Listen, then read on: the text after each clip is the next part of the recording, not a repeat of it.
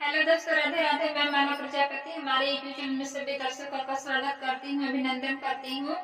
आज मैं एक बहुत ही प्यारा कहारा नाच गीत लेकर आई हूँ। अगर आप सभी को अच्छा लगे तो प्लीज लाइक करना, कमेंट करना और मेरे चैनल को सब्सक्राइब करना।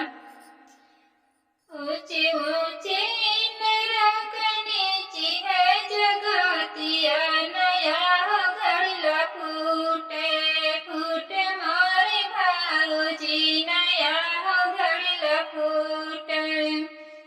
ऊंचे ऊंचे नीची है जगतिया, नया घड़िया फूटे फूटे मोरे भाऊजी, नया घड़िया फूटे।